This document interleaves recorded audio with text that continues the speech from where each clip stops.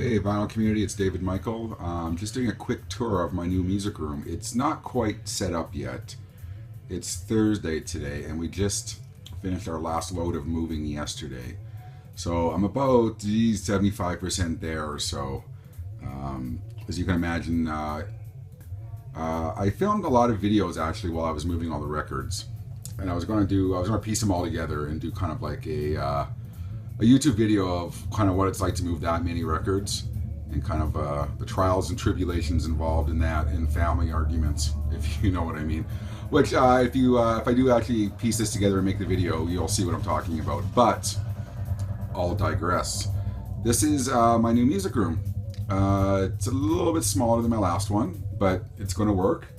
Like I said, the only thing not done yet is I have curtains to hang, and I have my art to hang on the walls. And I got a few little fixes to do. What I'm doing now is I'm doing some testing right now. But I'll take you on a quick tour, not to make this video too long.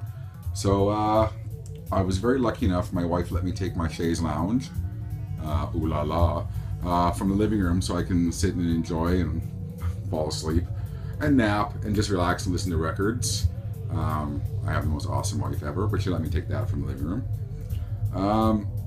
Like I said, lots of bare space on the wall, but I have lots of art to hang. I just started setting up my CDs. We all know what that is.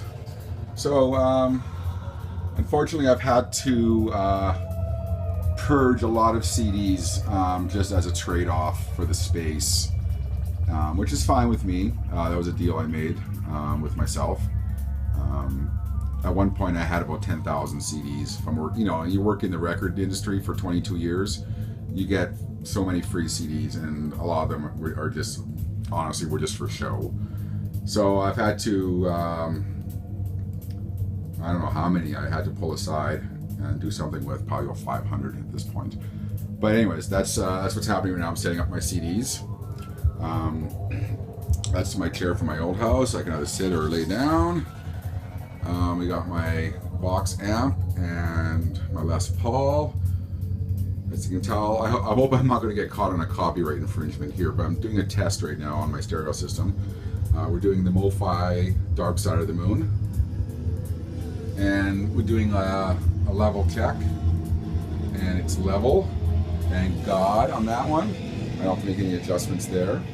But the setup is basically the same as my last one. I don't have any records underneath here. I might have to, just out of space concerns right now, but I kind of left that blank at the moment. That's my DJ case with 7-inch singles that I DJ with, just to kind of keep that out of the way. So kind of more or less the same setup. Sorry about the lights. I haven't put all the lights in yet. So there you go. That's what we're doing right now.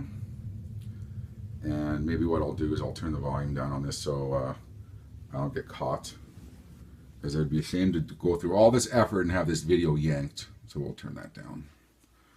Like I said, kind of same setup as I had last time. That I've seen you might have seen in my last tour of my music room video I did about 4 or 5 months ago.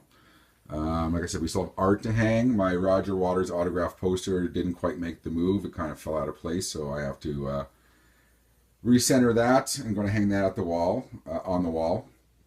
I met Roger Waters when he was in town doing the Dark Side of the Moon tour, and he signed my poster there, if you can see in the bottom right corner.